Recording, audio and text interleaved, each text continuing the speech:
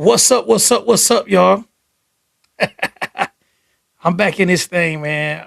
You know what I like to do? Like this time, I want to make sure that I'm everywhere I need to be at because the worst thing that can is you could think that you live and everything is working properly, and it's not. So let's just make sure everything good, and then give y'all a few minutes to join, and we're gonna get right into it. There we go. There we go. Okay, y'all tapping right in. I appreciate that. I appreciate that. I appreciate that. The crazy thing about this is um the growth. The growth is real. All right. So I'm everywhere I'm supposed to be at, all across Facebook, YouTube. Shout out to YouTube Big C. Salutations, salutations. My people, y'all tapping in, man. I really appreciate y'all, man. So the Facebook comments, they got like a the way that they set up, I can't see them. So I am not ignoring y'all. Let me go on Facebook over here. I probably should start just putting my laptop right here on Facebook so I can see all the comments at once. It's been a crazy few months. If you have not seen what I posted, I moved. So well, obviously y'all see the background, everything changed. I moved, and it's been a crazy few months. So I posted a picture the other day talking about so this week I have found the time to be back in the gym consistently. Over the last 90 days, I was only getting to the gym maybe twice a week, Saturdays and Sundays, maybe one day during the week, especially if I miss one of those weekend days. And it was like crazy for me because I'm used to 4 to 5 days. I've been kind of on that routine regularly. Um, Sometimes the diets get a little loose, but usually I get in the gym regularly. It's just pushing away from the table if things don't look the way they're supposed to look. But over the last 90 days, it's been hell getting in the gym. So that was kind of new for me. But I started to get things under control a little bit. And now I'm back ready to do these lives and tap in with my people a little bit. The I'm ready for the final approvals. I'm getting the final approvals together for the intros and outros. But if you know me, I'm a stickler for quality, so some things take a little longer sometimes. Um, we do have a book release. It's a brunch and a book signing on April 25th. If you are in the Detroit area and you want to be involved with that, I will come back on and put the link in the comments. And that is going to be at my office at Cocoon from 12 to 3 p.m. that Saturday, April the 25th. The official release date for the book is April 28th. If you are not familiar with what I actually do, it is not make content. I am a full-time business consultant. I do some contract work during the week, but my consulting company is doing really well. We do business consulting. I have a tax team. I do a little bit of taxes, but I have a team that do taxes, and we do credit repair, business credit, um, business funding, systems and processes. If you're not familiar with high level, I'm a certified high level admin. I've worked with high level for approximately 5 or 6 years. So that's what I do regularly. If you don't see me on here, I'm not average content creator. I actually run a full-time company. That's what this RL stands for, is real life, for real life business solutions. And I am excited about the future of my company. We are in talks with uh well, we use one marketing team, and we are in talks with another marketing team to expand our service offerings. Um well, basically I'm already offering some of these services, but I'm trying to get the services out of my hands and get it into somebody else's hands. So we expanding the company going into this quarter. I knew that I wanted to be as hands off of some of this stuff as possible. Um, I am able to build websites and create high level automations. I use AI.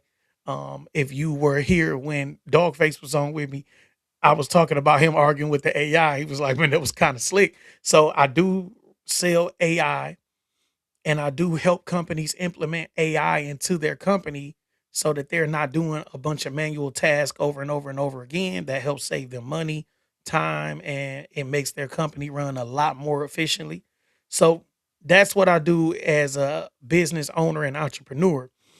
And that's what the book is about, is just automating the business, getting out of hustle mode, and actually running your business effectively and efficiently, and making sure you hire the right team, making sure the team understands that they have responsibilities and things that they're accountable for, and you actually running the company instead of you hustling and doing so much within your company. That's what I do on my day to day.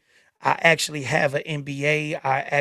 I'm actually preparing to go back to school next year and get my PhD. So I'm studying for some of the entry exams for that. So far, so good. So now that we've done a proper introduction, let's talk about the the way that I changed my life and how I did that. So if you aren't familiar with me, I talked a little bit about my, my history growing up and things like that. The last live, I believe it was. And I'm a foster kid, boys' homes, juveniles, independent living. My dad died when I was 5 months. My mom was an alcoholic. She hasn't done any hard liquor in probably like 12 years, maybe. She kicked that. But I was born into unfavorable circumstances. And those circumstances led to me being a certain type of person. And I own everything about that type of person that I was. So I was raised in Ben Harbor, and certain things happened, and I was basically the I was Bebe's kids. So I went through all of that. Now going into my life in adulthood, I went from independent living at 17 and 18 to the prison system, the MDOC. And in the MDOC, I came in aggressive. I came in and I was bumping my head. But I left out of there with what I thought was a lot of game, because I was around older people and I posted what Sincere posted about me maybe probably a week ago or so. But I always had a little game about myself, but I thought I was being slick. So I went in there and I was like, look, I'm gonna be this type of person. I'm gonna learn this, and I'm gonna learn how to be a better criminal. And that's exactly what I did. So in learning to be a better criminal, I came home. I made a lot of money. I thought I was doing everything a certain way. I had everything in my name. I paid my taxes, and I did things to make me feel better as a hustler. And I ended up with a Fed case, and in going to the feds, I ran into another guy that was a like a the dude get to the money. So I ran into him and he was like, "What's up, little bro? Well, it's good to see you." Boo, boo, boo, boo. And he put me up on school. I go to school. I get my associate's degree in the feds. I come home and get a bachelor's and then my master's in 24. Now, I want to talk about some of the mental things that I had to go through to change my life from the foster kid, the boys' home kid, the juvenile kid, to the state and federal prison guy. And a lot of the things that I had to deal with were mental. Most people don't give enough credit to how you have to change your mental in order to make some progress. So, in order to make those changes, I had to let go of certain things, but I had to see what actually helped me get through everything that I've been through in life. So, it's a guy that I guess he have a podcast and YouTube channel called Hood Politics. But he he comments a lot on my Instagram page. He don't really come on the YouTube so much, but what he talks about is how I still have like a street persona, even though I have all this education and I seem to be, it wasn't just paperwork. I have above average intelligence that he actually acknowledges, and he talks about why I still talk about street things, or I still have this like edge on me based on the streets. it is definitely in me, is not on me. So even though I've changed my life, I got a certain level of education, I know that certain things allowed me to make it through the streets. And s- most of those things are the things that I held on to. And with that, when I speak, even if I'm not trying to um, be extra street, it come off as being a certain, it come off with a certain aesthetic. And even somebody like Jay Z, this guy's a billionaire, but it's certain things that you just can't get rid of. And he talks about it like, I'm still smelling like this, or I'm still doing this. I've been through so much in my life. And even though I've changed and I've changed my mindset, I still have certain things that I hold on to because I acknowledge the fact that those things helped me get through everything that I've been through in my life. And if I were to let some of these things go, then I feel like I would take steps backwards. So, one of the main things that he feels like I am maybe holding on to, I don't think he completely understands, is that when I talk about snitching, and I've explained this on many a podcast, but I have a thing about snitches, not because I blame snitches for me being in the state or the federal prison or anything like that. I have a thing with snitches because I feel like they snakes. They call them rats for a reason. I feel like they have no backbone. And that's not something that's going to change if I became the CEO of a billion-dollar company. I still wouldn't like snitches. Now, going into corporate America, you understand that certain things have to be handled a certain way. So I'm not mad if you put in a grievance. That's not what I mean. What I mean is a snitch, right? Is clearly a thing with me that I don't like snitches. And I feel like I don't like giving so much attention to it. Most of the videos that I've made, I've actually said you should stop calling people a snitch without the proper documentation. I have not wasted a lot of time discussing snitches because that's not the angle that I'm coming from. But this is where the rubber in the road meet, right? Because when I talk about it, it comes off as if I have a disdain for them, and that disdain wouldn't matter at this point because I haven't done anything in the streets in maybe 10 years now. It's going on 10 years where I haven't been in the streets, and the disdain is never going anywhere. It's never going anywhere. I have certain capacities that I actually have to work with law enforcement when I do community activism or community violence intervention. So I'm not the person saying we don't talk to police because I have certain people like I have police phone numbers in my phone. So I'm not the person that's saying, "Hey, we don't talk to police. We don't deal with police." I'm not that person. If you are a law-abiding citizen and you deal with police and you call the police or you do whatever, that's your business. I don't have no problem with that. If you are a street person, you have to be careful of how you deal with the police because you have certain access to information that you shouldn't be sending the police or you shouldn't be allowing the police to have access to because you're a street person. Me, I'm not a street person anymore. So I don't feel like me. Maybe a year ago, I walked into the PAL game down at the corner ballpark, and Cinco was with me. And it's I think he's a lieutenant now, George Bryant.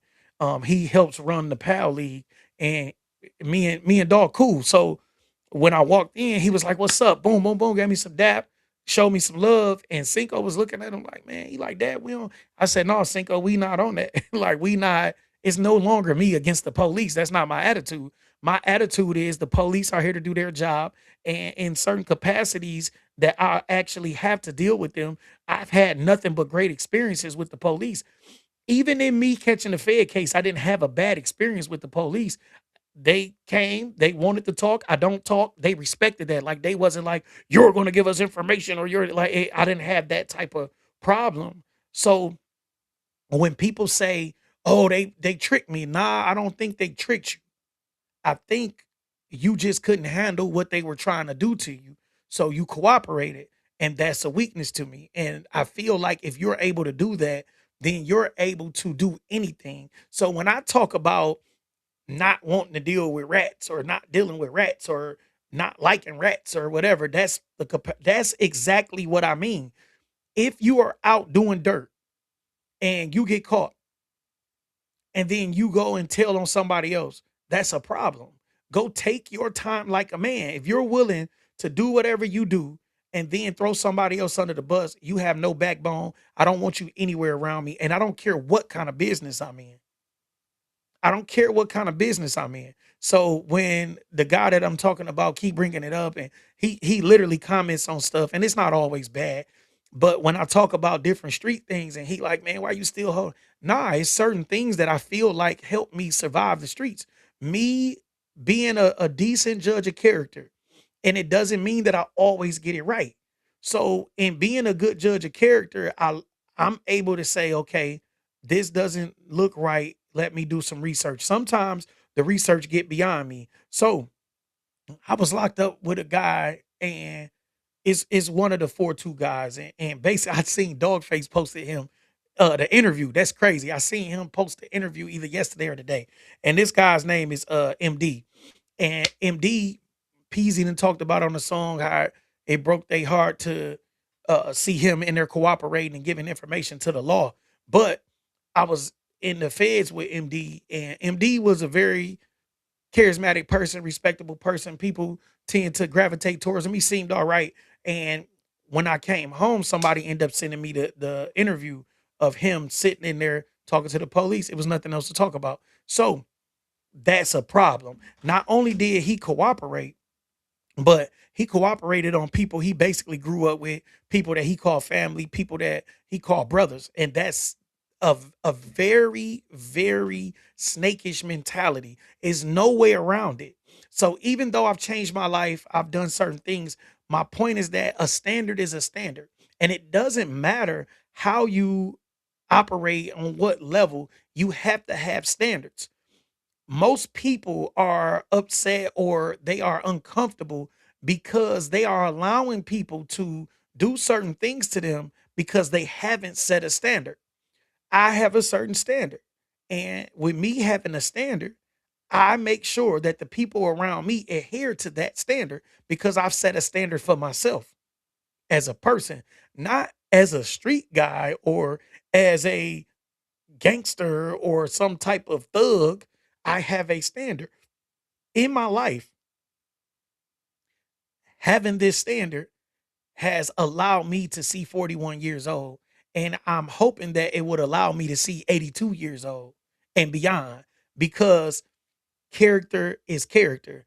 Even in business, if a person show you a snake character, you have to accept that snake character and maneuver a certain way. So we are watching a lot of the stuff going on around the city, not just the dog face stuff, but even I seen Peasy got into something else and other people getting into things. A lot of these things are happening because a certain standard is not set. What's going on is people are looking for a certain level of acceptance online, or they're looking for a certain level of respectability online or within the certain community, and you are no longer of that community. I am no longer of the community that I grew up in. My ceilings are high. I am living above middle class and all of the certain things that, I grew up in poverty. So I can't have the same attitude that kept me in poverty. I can't have the same attitude that kept me in the hood because I'm no longer in the hood, right? And I have to be cognizant of the attitude that's going to get me to the next level. And I know that the attitude that's going to get me to the next level is having standards because it keeps me from being around certain people. When you put your guard down and you lower your standards, you end up dealing with a certain class of people, you end up dealing with riffraff. I don't have to deal with riffraff at this point. At this point, by the time we have a conversation or by the time we have any real meaningful interaction, I know if you are the type of person that I want to be around or that I need to be around to get to the level of success that I'm trying to get to. There's a difference. Why do I need to be accepted by the people that I'm trying to get away from? That is one of the first mental hurdles that I had to overcome. I don't have to keep it real anymore, but I don't have to get rid of everything that I've learned over 30 plus years, especially some of the things that have helped me survive and thrive in the streets. I've been me all of this time. Anybody will tell you I've always been, I don't mess with rats. One of my cousins is a rat, and he sent me a friend request, and I blocked him. I didn't even know it was his page at first. He sent me, it wasn't even his real name.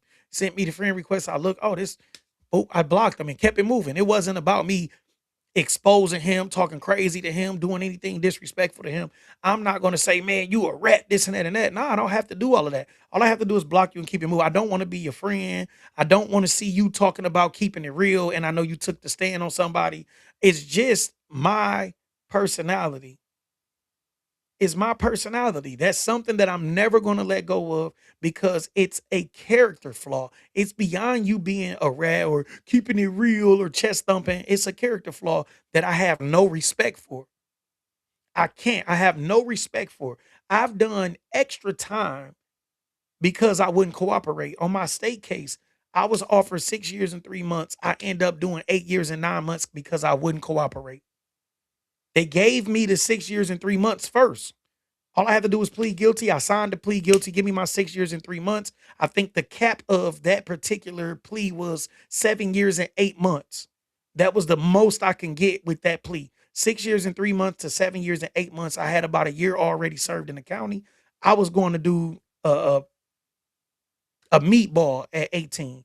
And when my co-defendant got a mistrial, they came back. No, well, we miscalculated the guidelines. You can't get the 6 years and 3 months to 7 years and 8 months. All you can get now is 8 years and 9 months. I said, tell them sentence me. That's it. Tell them sentence me. Give me whatever you're gonna give me. I don't have cooperation in my blood, but I've done extra time, state time, fed time. That was the state time, the fed time. I could have been in and out of the feds. I did 4 years away from my kids, everything, because I adhered to a certain standard and something that I had full faith in and believed in. And I am not at the liberty to say I was wrong about that because I get a certain level of respect because of how I handle myself. So how would I feel like I need to handle myself a certain way, but I give you a pass? Why would I give you a pass? I don't have that in me.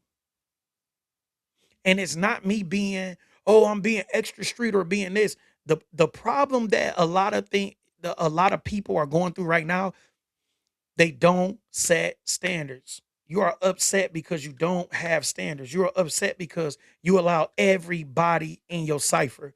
And that's a problem.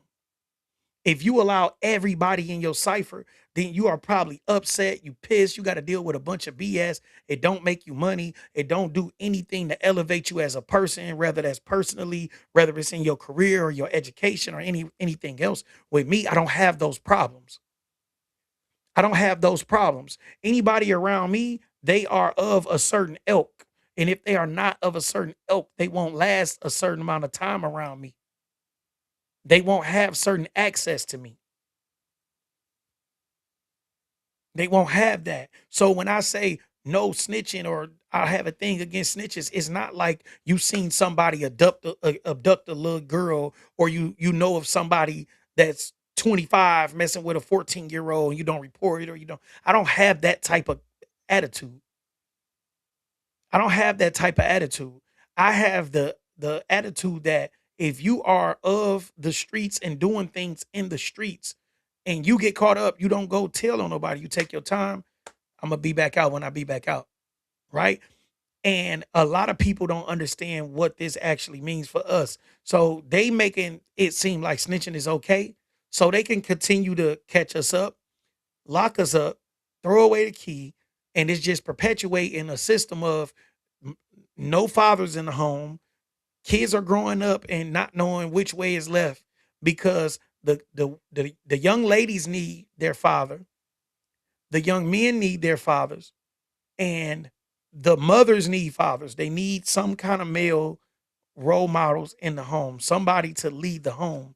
And if you get caught up and then you go tell on 10 people, three of those people tell on seven people, two of those seven people tell on eight people, you look up and you just snitching, snitching, snitching, snitching. And I just feel like, man, let the police do their job. If they got you, they got you. Go lay down, handle your business. That's what we do.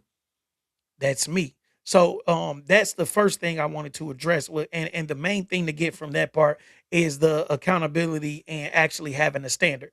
So having these standards is what helped me change my life because I am in full control of my life. I have a standard of the people around me. I have a level of expectations that I don't lower for anybody. If you are around me and you are not handling yourself a certain way, then you have to get from around me. And I do it rather quickly. I am not the person that holds on to any type of relationships that are meaningless or they are not beneficial or if I don't gain anything for them, um, I don't want to be around it.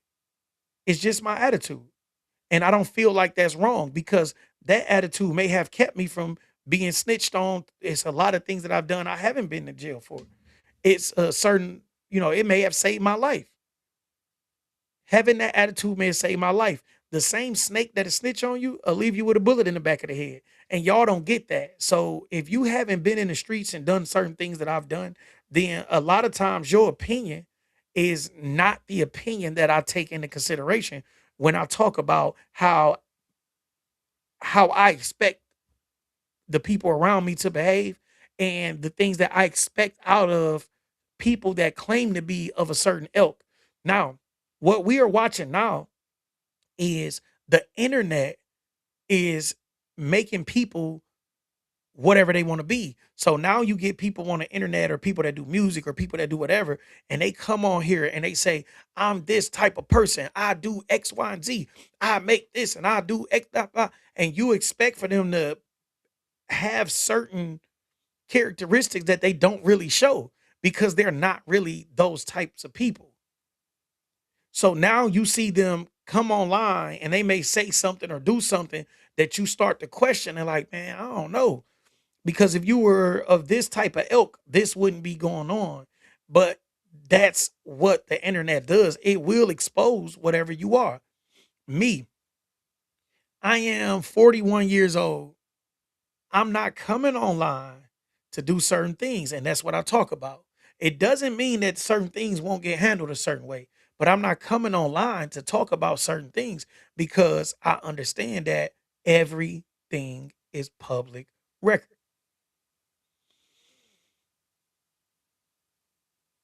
If you allow your ego to make you come on here and say, I'm going to do X, Y, and Z, or I'm going to say, blah, blah, blah, you got all of this ego. And the ego is not what makes a man a man. The ego is what hurts you, is what actually sets you back. So you have to make sure your ego is in check at all times. See, the ego will do things like this. You see four people right here. Instead of you saying, excuse me, you walk through the middle of them. They like, dang, dog, you don't see us. Like, man, I don't got to ask you nothing. Y'all in my way. The ego gets you whooped on or worse. When you drop the ego, you're able to say, excuse me, or just walk around. The ego is what's going to save your life if you get it under control. The ego will cost you your life if you don't get it under control. So you need to understand that you have to operate above the ego because the ego is where you operate in emotion and you operate in this like blind type of state. The ego has no eyes. So the ego is, it will allow you to fall into a pit The ego lacks the emotional intelligence that's needed for growth. So in order for me to grow, I had to drop the ego. I had to let go of wanting to be known as a certain type of person. I told y'all on the last live, I literally wake up, I got on a white t-shirt today. It's a white gifted and talented t-shirt. But I literally wake up and I throw on a black t-shirt almost every day. Right. I just throw on a t-shirt. I got on jogging pants. I'm in my office. This is my home office. But if I was at my real office, I'd be the same way. Just I'm chilling unless I have a presentation to make or something where I should be dressed up, any type of business meeting where I should be dressed up. Most of the people that come to see me know, man, I'm jogging pants out and just pull up. I got on Nike Tech or something. I'm chilling. And that's just my lifestyle because I've created this lifestyle for me. Now, if the standard was different, if I had to go into a corporate office every day, I'm going into a corporate office looking like I'm here I belong here because that's what I'm supposed to do. I talk to people respectfully. I demand respect, so I get it. That's it, and that's all. Somebody asked me today is Friday, so somebody had it had to be Wednesday. Somebody asked me Wednesday, was people scared of me? Like they was like, the way that people are around me, like they were I wouldn't say they didn't know me. They've been around me a couple years, but they didn't know me before. So when they see people around me and handle me a certain way, they were like, it seemed like it's like a fear thing. And I'm like, no, it's not a fear thing. It's a respect thing. And it's because I give respect. I respect everybody. I respect everybody. I don't care if you're a rat. I'ma still respect you. I'ma respectfully ask you not to be around me or respectfully create some space, but I'm not gonna be disrespectful because I believe disrespect means it's time to be violent. That's the only time you'll see me being disrespectful is if I want to resort to violence. I never want to initiate the disrespect. I never want to initiate the disrespect because I know that my reaction can be a 10. I know that my reaction may be I might stump you out or worse. So I don't never want to be the person sitting in somebody's cell or worse thinking, dang, I could have did this different. No, I handle myself a certain way. I give respect to everybody. So I get a certain level of respect. And when I'm not, then I handle that. I handle that. When I was in the state, one of the guys that I grew up with, he had came in and he said, they Ben Harbor guys got this bad thing of saying bitch. Ah, bitch, damn bitch. They talk like that. Bitch, you ain't just do. And so the homie, he came in and he was like, something bitch. So I look at the other homie. I was like, man, dog got one more time to call me a bitch, right? So before he could go there, I basically just pulled him to the side. I say, look, man, you gotta watch how you talk. I don't do the bitch thing. I'm operating here.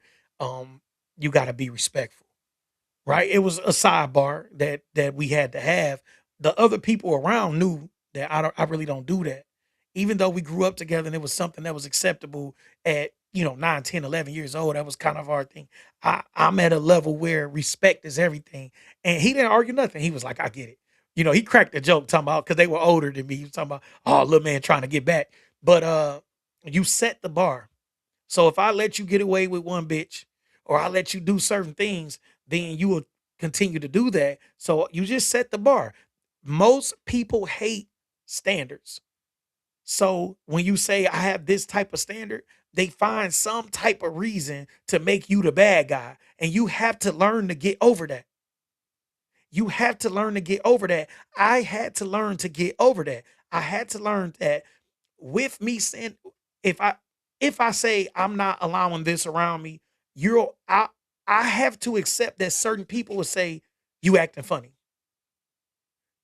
But I also had to accept that the people that feel like I'm acting funny are the people who I don't want around me anyway because anybody that has standards of their own, they respect your standards.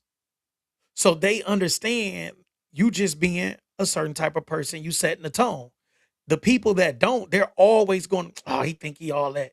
Ah, he think he better than us. Ah, he bougie, all this. So you got to get used to that in order for you to grow. Most people are staying exactly where they are because they don't want the people that are where they are to feel like they've changed. They should feel like you've changed. They should feel like you are operating at a higher level and that you are no longer in the same league they in. They should feel like that. I am an NBA. I don't walk around with an NBA on my hat, but I don't have the same conversations with people that I had 10 years ago because I've had the opportunity to get an education. So my conversation should be a lot better. What sense does it make for me to go get a PhD to still have third grade conversations? Now, that doesn't mean that I need to cut off my friends that want to have third grade conversations, but it does mean I have less conversations with them. So now when they call, it may be a quick boom, boom, boom, boom. Yeah, okay, bet. Okay, your mama cooking. I'll be over there later on to grab a plate. See you in an hour. Boom, that's it. Because once the standard is set, then a lot of people not even about to try to go below that standard. They're going to understand he's not trying to have this conversation. And you can move along accordingly. If they don't understand that, then that's the reason you set the standard because people like them are just going to get in your way. I had to learn that. I had to accept that I'll be the bad guy when I cut certain people off. I don't even deal with some of my siblings because of the way they handle themselves. I don't care about that. I don't care about them telling people I'm the bad guy. I had to get over that. And you have to get over that if you want to change your life. It's just the way that it works. A lot of the times we feel like this is our friend. I don't want them to feel like I'm no longer able to be their friend. Listen, bro, I'm not everybody friend no more. I'm sorry. It just is what it is. Greatness won't allow me to be your friend unless you are on the same trajectory that I'm on. And that's okay. I had to accept that. I had to accept that certain friends and family members just wasn't gonna go.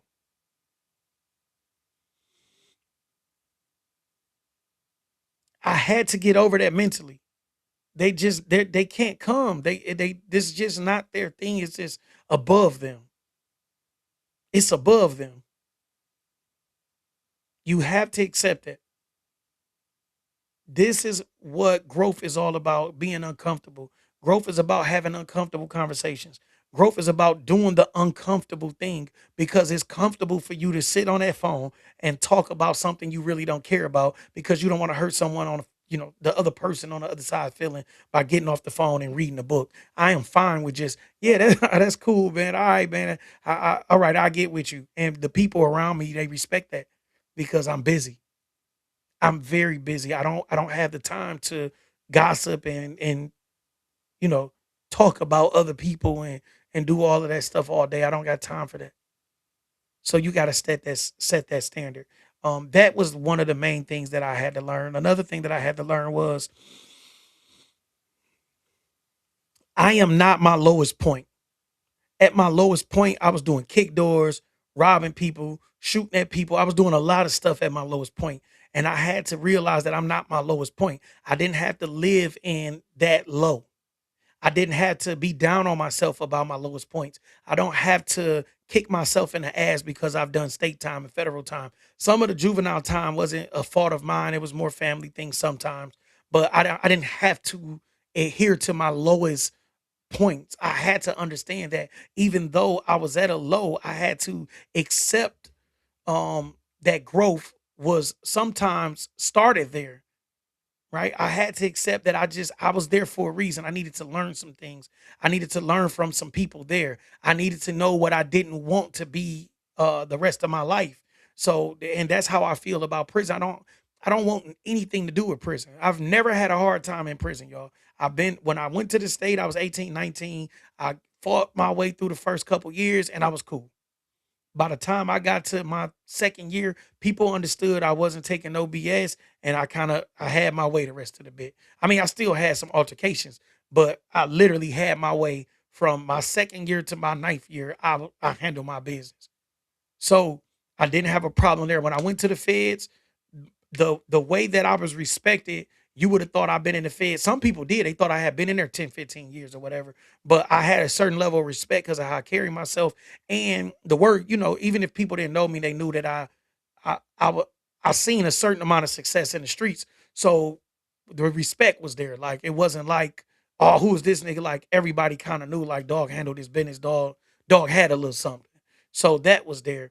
And they respected the fact that I wasn't trying to be the shot caller. I was literally handling my business. Even though certain things came to me that had to be dealt with, I wasn't the look at me type of person. You had other guys that wanted to be in a position to do things on the yard. I was in a leadership position because of who I am, but I wasn't the shot caller. I wasn't trying to be that. People respect that I have some sense. So some things did come to me, but I wasn't overly doing the I want to be the man on the yard thing. So I didn't have a hard time in prison. What I did have a hard time with is knowing that I was better than that situation. And it could be the same way out here. You don't have to be in prison. You can be in a certain situation that you know you're better than. You could have a certain living situation, like you could be at your mom's house or something like that, and you know that hey, I'm better than this situation, and that could be what help you get out of that situation and not go back. But you have to do personal assessments with yourself, and you have to understand that your ceiling may be higher than the ceiling of the people around you, but if you have the same floor, then you'll keep those people around you until you raise your floor. Your floor is your standards. Unless you raise your standards, you'll end up in the mud with the mud chasers, the mud slingers, the mud travelers, the mud dwellers. You'll end up down there and you won't understand why you're here because you feel like your ceiling is so high, but you have refused to raise your floor. Until you raise your floor, your ceiling means nothing. Your ceiling is what you can aspire to be, but if your floor is low, you'll never get to that ceiling. So you need to understand that standards are necessary for growth. And once those standards are set, you won't even have to tell people to get from around you. They'll just fall off. People will just fall off from around you and you will be able to do what you need to do. So I had to accept that. I had to accept that a lot of people, they're not going to respect the way that I changed. A lot of people are going to look at me the same way I was when I was in the streets, when I was robbing people, when I was pistol whipping people, when I was gang banging, doing a bunch of stuff. They're going to look at me like I'm still that person. They're going to they're going to expect me to be that person because they're not going to respect the way that I've grown until they see it. I could tell people they were like coming up to visit me. I got a lot of visits in the federal prison, and people were coming up, and I tell them like, "Look, man, I'm over it," right? And I've never been like that. When I was in the state, I was like, "Look, man, I got one more in me. It won't be the state." If people were in the state with me, they'd tell you I never was like, "I'll never be back in prison." I'd be like, "Look, dog, I don't got another state bit," and I literally talked myself into a federal bit. I always said that, like, I won't be back state because I felt like I was smarter than state bits. I felt like I was gonna be bigger than a state bid, and I definitely was, right? I definitely ended up with a Fed bid. Even if I'd have caught the same case on a state level, I never would have seen prison time for the way that I was handling my business. But the feds did an investigation. They play a whole different game. So I literally talked about it and set myself up for a Fed bid. I always say I'll never be backstage. Right now, I'm like, dog, I'll never be in prison. And I mean that shit. I'll never be in prison. And for me to have that attitude, I had to make changes to ensure that I would never see the inside of somebody's prison. Now, um, I don't even really want to visit prison. I told somebody today that I wasn't even in the mental capacity to come speak to prisoners, right? I speak to some people that's like on probation.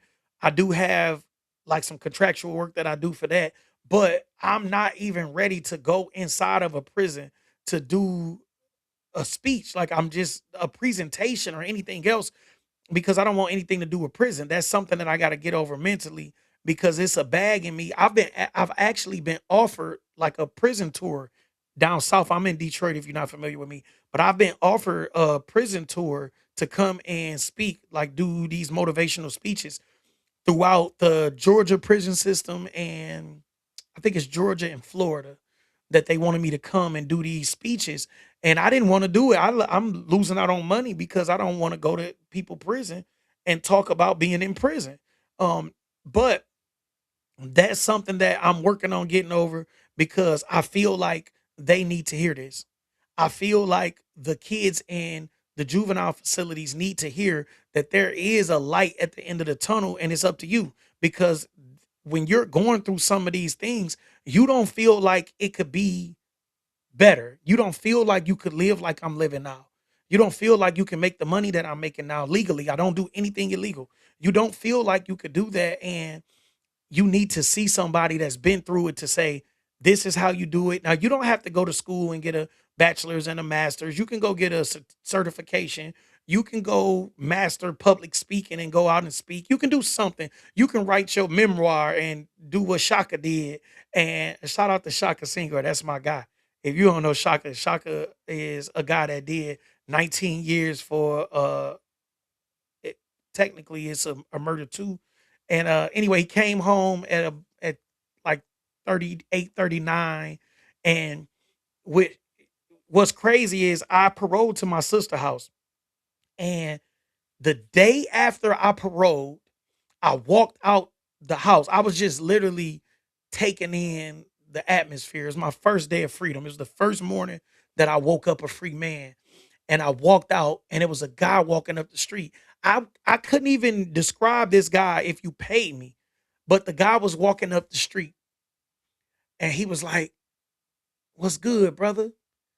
How long you been home?" He was in the nation because I remember that much. But he was like, "How long you been home?" I said, "What you mean how long I been home?" Now I can look at somebody and tell that they, but my skin was clean. Like everything looked fresh. I had on a crispy white tee. I had a six pack. Like, I know that I looked like I just came home. And he was like, "Bro, how long you been home?" And he probably could tell the way I was looking that I was just taking in everything and just happy to be there. And I was like, "Man, it's only been a day. It's been less than 24 hours at the time." I'm like, "Man, I only been free a little less than 24 hours." And he was like, "Man, I could see your glow, man." He was like, "Look, he had been home. I think he said like 2 or 3 years." And he was like, "Look, man, don't lose your glow. Do this and do that." And he was talking to me. He said, "Man, um, Shaka?" I said, "Yeah, Shaka, my Shaka X." He like, "Yeah, man." I said, "Man, that's my guy." And he gave me Shaka number. He was like, "This is his number." He was working out of the Fame store. It was on the corner. I was on Joy Road in Pinehurst, and the store was literally like at the corner. It was like like a block up. Like I was on the first block, so it was literally at the end of the block and across the street, across Joy Road. And he was like, "Man, this he work up out of here. They got a studio in there." And at the time, I didn't know Fame. I end up being introduced to Fame, and I thought I was gonna record there, but one of my guys ended up having a studio at his crib, and he'd come pick me up. I'll stay over there and record. Sometimes I spend the night, and I did that until I moved and got my own place like 4 months later, and I just got a studio in the house. I've had a studio in the house ever since. But I text Fame. No, I mean I text Shaka, and I text Shaka. He was in school at the time, and he was like, "Man, I'm in school. I got a kid on the way." And he was just excited to hear from me. I said, "Man, I'm up the street from your shop. Just let me know when you're gonna be in there." He said, "I'll be in there tomorrow.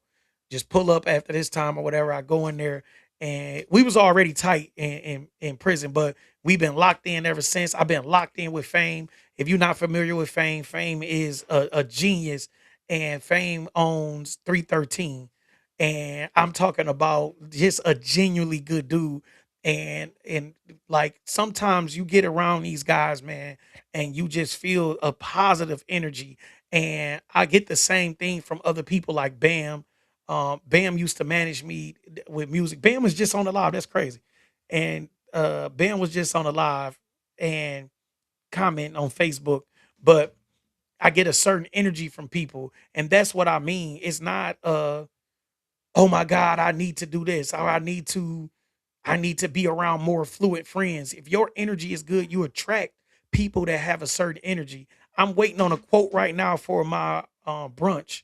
He might have already sent it, but I'm waiting for a quote from my guy, Chef Al. Chef Al is the co-owner of Sloppy Crabs, and but I've known him for 13, 14 years maybe. And you get around certain people, man, and it's just a good energy. He invited me to his housewarming a few months ago, and everybody there just had a positive energy. It was games and it wasn't no arguing. And I'm telling you, you when you change your life, you get around people that they feel your energy. You don't have to worry about making friends or keeping friends. You get around people that have the certain energy that help you get to where you really want to be. And that's what I had to learn. I can let some things go, and I can let some people go, and my energy would change, and that energy will put me in the rooms that I need to be in. That energy will get me around the people that I need to be around. So now I get around certain people like Bam or Chef Al or Shaka or Fame or J Success and different people like that. And these are people that just have a good positive energy. They're doing positive things. I remember posting that I was doing a teen financial literacy seminar. And as soon as I posted it, J Success was texting me, "Hey, what do you need me to donate for this seminar?" This is what I'm saying. Like you gotta change your energy.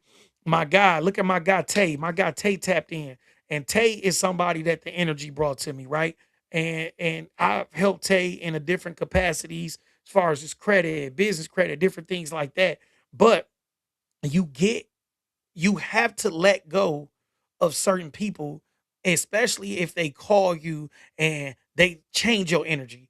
I don't want certain calls, right? I don't want a certain energy around me. I want nothing but positive vibes. And if I'm not getting those positive vibes, I don't look around me and say, "All these negative people just keep calling." I think, what am I doing to attract these people? What am I doing to make these people feel like they have this amount of access to me? And unless you do that, then you'll continue to attract all this bad energy, all these bad people, all this nagging, complaining, all of that stuff. You'll continue to attract that. And when you do that, then you just dragging yourself down because it's hard to get up out that mud every day. You can be in the mud 5, 10 years ago, but if you still in the mud and you got to climb out that mud every day just to get started, and you trying to do something, then it's like quicksand.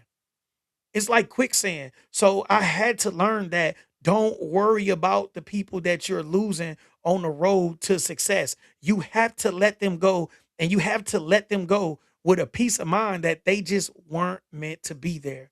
And it doesn't mean that they won't come back around, and you got to allow them to do that on their time. You can't force them to come back around. You can't continue to look back and try to pull them along because you're stopping your own progress. You have to stay focused on the mission, and the people that's supposed to be there, they will make sure that they are there. You have to stay focused. You have to put on your blinders, and you have to say, "Nope, this is what I'm trying to do. This is how I'm going to do it. This is why I'm going to stick to the script."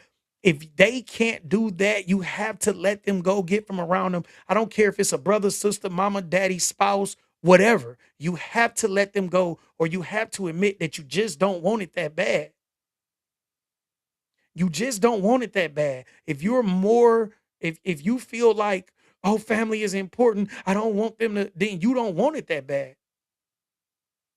You don't want it that bad. I'm so focused on getting my PhD, writing more books, growing as a consultant, as a speaker, as a person, as a father, as a husband, as every I'm so focused on that anything that detours me, I want it out of my life immediately. Not next year, not tomorrow, not next week. I want it out of my life immediately. I'm cutting cancers as soon as they pop up. I'm killing weeds as soon as they pop up. You have to do that if you really want to be the person that you are saying that you want to be. You have to do that. And you have to do it with a clear head. This is not that I'm good. Once you set that standard, you have to stick to it. Once you know I'm trying to get to 10 and you get all these people that's happy at 2, leave them there. Leave them right at 2. Leave them there. Don't look back when you get to 4 or 5 or 6. Stay focused. Get to 10. If you get to 5 and the people that's happy at 2 decide they want to get to 5 or 6 or 7 with you, that's fine. You, as long as you don't have to drag them. If you have to drag people, they'll just slow you down. I had to learn that. And that was one of the hardest things, y'all. I'm telling you, it was one of the hardest things that I had to learn is sometimes it's you or them. Sometimes it's you or them. If you are too focused on appeasing other people and not falling out or doing whatever, you through. You're not gonna make it. You're not gonna make it. You're not gonna make it, and you have to admit to yourself that you didn't make it because you were too busy trying to please somebody who didn't want anything out of life. That's the type of mentality you have to have. They call it stoicism and different things like that. They give it all type of titles, right? And I read books about that and different and other concepts and psychology concepts and different things. It's all good, man. If you want to read psychological books and learn, that's cool. I'm more of a self growth type of thing, and sometimes I read those so I can put things into perspective. But you need to understand that growth is crazy, it's uncomfortable, and you have to be willing to be comfortable with being uncomfortable. And you have to be willing to have uncomfortable conversations with people that you love. You have to be willing to make uncomfortable decisions about those people that you love because they either need to be on board or they need to be thrown overboard. And that's it. They're not going to stay on the boat because they're going to rock the boat and you will never make it to the destination that you're trying to make it to. Get over it. And that's a lot of the reasons why the people that come from where we come from, the people that are raised the way we're raised, they don't see the amount of success that they're really supposed to see because they're too busy worried about leaving people behind or hurting people's feelings or oh man, I don't want them to talk about me or I don't want them to say I changed. I want you to say I changed. My uncle and my aunts and different people that love me are going to say I'm so glad of the man that you became. I'm so happy to see what you've done with your life. They love the fact that I changed because they understand that the trajectory I was on was going to land me back in prison or in somebody's grave early. Anybody that's not happy to see you grow, you don't need them around anyway. If you growing and somebody tell you, "Dang man, you acting like this," no, listen, bro, just keep it over there. Just keep it over there. Just stay over there. It's okay. I'm not telling you to stay over there um so you could be I wish bad on you or anything. I'm saying stay over there because I don't want you to hold me back. It ain't got nothing to do with you. I'm not telling you to stay over there because I feel like this is mine. Success is mine. You can't be successful if I'm trying to be successful. No, I'm telling you, if you happy over there, man, I'm cool with that. You know what I'm saying? If you happy in your little 2 bedroom apartment, whatever, I'm cool with that. If I want to go, find me a 10 bedroom mansion and that's my goal. I'm like, man, I want this mansion. I want to, do this or that. That's my goal. I'm cool with you not having the same goal. Just stay over there because the two things won't coexist. So I'm going to allow you to keep me away from educating myself and having certain conversations with you.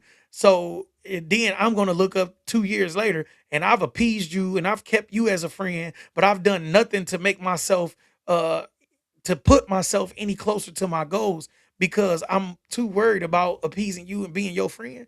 Like, come on, y'all. It's got to make sense. So that's the gist of what I wanted to talk about, y'all. Is just setting those standards and having to understand that certain people can't come.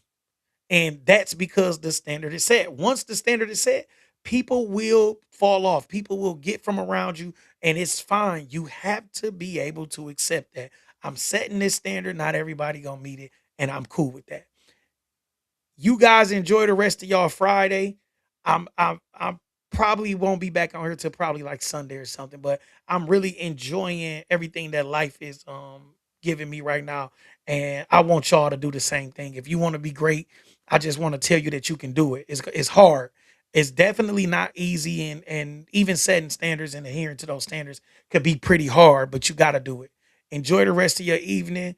Get with me if you need business consulting, help with your credit, business funding, and anything else that you see on my page that I offer. I'll talk to y'all later.